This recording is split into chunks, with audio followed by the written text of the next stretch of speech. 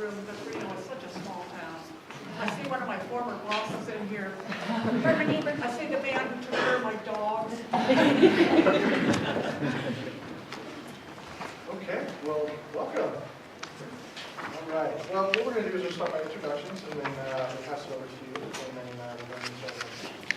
So just a brief introduction of who I am. I'm Will Hull, and I actually work for a company called Blackbaud, and we actually provide nonprofits with technical solutions for their software solutions. So if it's a fundraising event that they need software for, or a website, we do all of that. So that's pretty much what I do for my company. I am actually an alumnus of the program. I actually was with the 99 team, and we went to Washington, D.C. as state champions. So best of luck with this year. And that's just a little bit about who I am. I'm going to go ahead and pass it over to Judy, who was actually one of my mentors while I You was got there. to talk about who the two teachers are.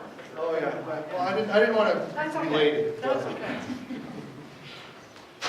Go on, say it. Well, I actually happen to know, I was on the team with Tomas Macaluso, and I was on the team with Matt Oaks during that year. So those are the two teachers now that are my peers during when I was in school.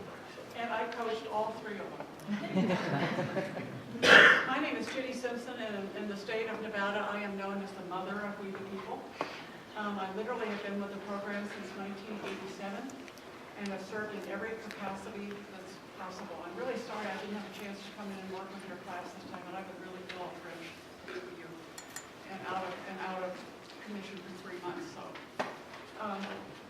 you're going to win again today? We haven't won this, Judy. Huh? We haven't won districts. Oh, you just went state. Yeah, You just skipped the. we skipped this part. I'm Bill Reed. I'm an assistant United States attorney. I have the least amount of experience in this program. This is my third year to serve as a judge, and I got to hear Reno last year and the year before, and I look forward to hearing your responses to the questions this year. Okay. We're going to pass it over to you. If you just say your name and what year you are in school. Hi, I'm Marina Lowe. Thank you for being here today, and I'm a senior in high school. Mason Najima, senior at Reno High School. Jocelyn Dias, senior in Maddie Eckert, I'm also a senior. Our unit coach is Tomas Macaluso, and our teacher is Richard Pop. Joseph, can I ask you to speak up just a tad louder? Okay, thank you, I appreciate that. I don't want to miss a word you say. Okay, here comes your questions. What do you think are the greatest challenges of American citizenship today? Why and how does constitutional democracy in the United States depend on the active participation of its citizens? What are the advantages and disadvantages, if any, of being a citizen of both the United States and the state in which you reside? You may begin when you're ready. Journalist Martha Gellhorn wrote in her book, The Face of War, that citizenship is a tough occupation which obliges a citizen to make his own informed opinion and stand by it. Today, American citizens face the task of upholding the promise of self-government and equality of opportunity that has been created throughout United States history while maintaining the balance of power between states, country, and citizens. The first and greatest challenge to American citizenship has been debated since the founding of the United States. The question of who exactly can be considered a citizen. At the Philadelphia Convention, the delegates used the word citizen 11 times in the body of the Constitution. The term citizenship was left up to the states to decide, as implied in Article 4, Section 2. However, the 14th Amendment created a national definition, which states that all persons born and naturalized in the United States and subject to the jurisdiction thereof are citizens of the United States and of the state where they reside. The original intent of this amendment was to extend citizenship to newly freed slaves, but it has been interpreted much more broadly throughout history. For example, in the 1898 case, United States v. Longton R., the Supreme Court ruled that the son of a Chinese national who was born in the United States was still a U.S. citizen on the basis of the 14th Amendment. The Indian Citizenship Act of 1924 also later extended the title of citizen to Native Americans through the enforcement clause of the 14th Amendment. This issue still exists today, as demonstrated by the controversy over immigration. Although many illegal residents share a great deal of the same characteristics as citizens, such as paying taxes, working, and attending school, they often miss out on the benefits of citizenship. Immigrants should enter the country legally. But those already living here and their American-born children cannot be ignored as vital members of American society, and they deserve the equal opportunity to live and thrive in the United States. In the great books, Robert Hutchins stated that the death of democracy is not likely to be an assassination from ambush. It will be a slow extinction from apathy, indifference, and undernourishment. A republic such as the United States can only survive if its citizens stay involved both in local and national government through informed voting, holding office, and joining political or social organizations. However, partisanship poses a new challenge to American citizens that did not exist at the founding of the United States. Today, partisan politics often supersedes the needs of citizens, as seen with the recent government shutdown, and the debates over fiscal policy, making direct citizen participation necessary to ensuring that the voice of the people are heard in government. The policy of federalism, in which power is shared by local and federal governments, can be both beneficial and detrimental to citizens. The state of Nevada is well known throughout the nation for its unique policies on two controversial issues, commercial gaming and prostitution. Both industries are left to the states to regulate due to the 10th Amendment. Nevada was the first of 18 states to legalize commercial gaming and is the only state to have prostitution. Nevada's strict stance on the issues actually add to the integrity of the industries, while also benefiting the state and its citizens economically, adding $10.8 billion each year to the state's economy. The policy of federalism allows the state to decide whether these economic benefits outweigh moral implications. However, citizens of Nevada also face the disadvantage of having overlapping state and national policies on medical marijuana. Although medical marijuana is legal in the state, citizens could face prosecution if caught by the National Drug Enforcement Agency. Cal Jolson wrote in his book, Pursuing the American Dream, that the American dream is a constant reminder that America's true nature and distinctive grandeur is in promising the common man, the man on the make, a better chance to succeed here than common men enjoy anywhere else on earth. As we move towards economic recovery in the United States, responsible and active citizens are crucial to ensuring that we can fulfill the promise of the American dream. Thank you. Okay. First question we have for you today is, what, if any, responsibilities do Americans have in promoting democracy and protecting rights in other nations around the world? Well, citizens definitely have a responsibility of promoting the idea of human rights throughout the international political community. So through organizations such as the United Nations, we can assert our ideas of freedom of speech and religion and protecting human rights that are so important in the United States.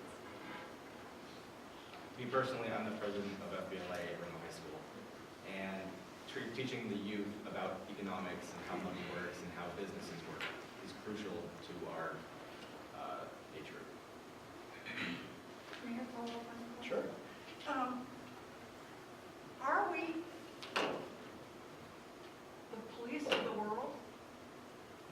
Should we be the police of the world? What do you think? As seen with the issue of Syria and its people right now, President Obama took the issue to Congress, as no president has ever done before. And then Congress put the decision back onto him. And although, we see ourselves as the police of the world, there are definitely issues when we should step back and take the authority of other nations and let them decide on their own. There's definitely a huge distinction between being the actual police powers and just providing like a moral input. So there's one way to kind of achieve that through diplomacy, which is kind of asserting our more moral ideas rather than actually using force. So in Syria or other international communities, we can instead provide aid through like the Red Cross rather than actually using military force. Furthermore, the United States shouldn't exactly be the police of the world. We should be more as the role model of the world. So other countries provide a example of what other countries should strive to be. another opinion type question. In your opinion, what do you think as to whether or not individuals who are with the three branches of the federal government, that is the legislative Congress, the executive branch, the president, and the judicial branch, do they, in your opinion, are they working in the best interest of the citizenry or more towards in their own self-interest? As we've seen recently, there is a great deal of partisan divide in the legislature. However, it's really imperative that they recognize the idea of enlightened Tocqueville's idea of enlightened self-interest, that we cannot achieve what we want until you focus on the common good before you. Can you give us any examples of what you're talking about? With enlightened self-interest? Of the government either acting in our interest or in their own interest? Well, one example is actually the budget that's being sent over to the Senate right now, which was already passed by the House of Representatives. We've already seen the devastating consequences of the government shutdown that stemmed from not being able to pass a budget. There was reportedly a $24 billion loss due to the government shutdown. And so I really think that congressmen have realized that the American people aren't okay with that.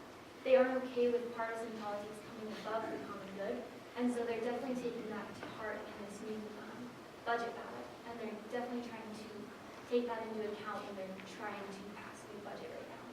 Going back to the main question, there was this really interesting, actually opinionated piece that I read, and Congress today has the least amount of representatives from, or veterans from the military, and the writer of this opinionated article said, you know, when you're a soldier, you're there to serve a purpose and to serve for your country, so you're serving for the entire common good. And maybe the lack of representation from military or from veterans in Congress right now, they see themselves as, well, what do I get out of it? You know, what am I going to get if I get this right now? And they're not overall looking at what's the best for our country or the common good as a whole. Okay. Can a nation of people who are consumed with economic consumption, leisure time, and technology truly be engaged in the nation's political life? I think technology is one of the best ways to promote political interest. Within local governments, we can read certain things going on. We read for our own purposes on the County Commission's website. There was a public meeting being held where you can voice your own opinions. We went and saw the public meeting of AB 46. And the reason we knew about that was because it was on the website. And technology is so important because we're always on our phones, we're always on the internet, and it's a vital source of information for today's society. With inclusion of the technology, there's always the risk of the NSA intruding in your personal life. But they use what's called metadata, whereas it's not just your personal information, it is a summary of your information. And they use keywords to find your metadata, or find that information in the metadata. And So, sorry, going off to what Lisa was saying, I think that technology, even though people have this idea that it's actually detrimenting our society, I think it actually is helping us because we have so many more resources to find out, like Marina was saying, about political opportunities. And with our expanded leisure time, so outside of school we have, so after school we get out at about 2:30, and so after all of that time, we do have the opportunity to go to those public meetings and engage in the political process. And so I definitely say that technology and leisure time have kind of combined to help. Follow up on that is that's very much an opinion question. Did Mr. Snowden do us a favor or did he do us great harm with his technology? I believe that he helped us. He showed that that we weren't secure from the inside, that we need to, like, if we need to pass another amendment, I believe that the next amendment we should pass would be protecting our online security, our personal information. Agreeing with Mason, he showed really how easy it is, and how a lot of people don't understand that the information is out there and it's very easily accessible. I definitely think that the information that came to light was beneficial to us as citizens to know that our information is, it's fairly insecure. But I don't think that he went about it in the best way possible. There were definitely better ways for him to bring that information to light rather than potentially threatening our national security. I want to take that one step further. And do you think he was correct in letting the world know that we're listening in on the messages of foreign presidents? Was that in our favor, or was that harmful or good for us?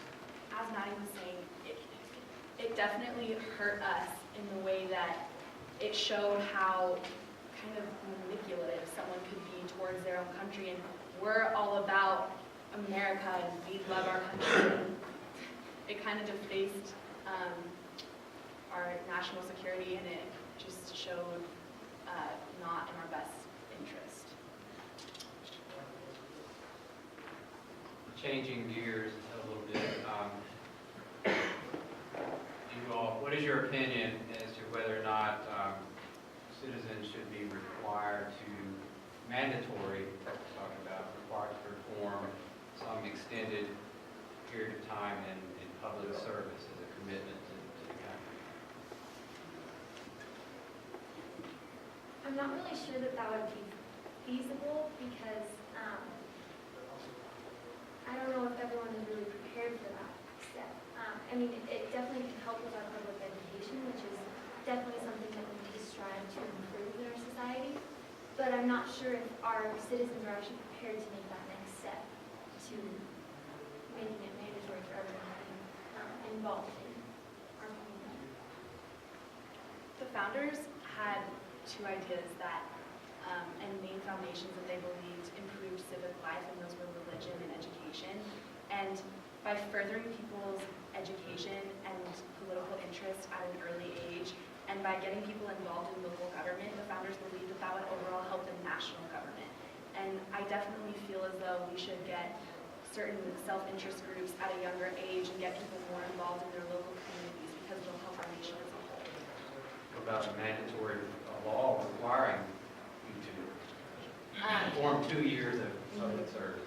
Well, as Maddie said, that's, it's a bit extreme, but, you know, maybe, I mean, we have certain government hours that we are mandated to do in order to graduate from high school, and I think that's important just for civic life.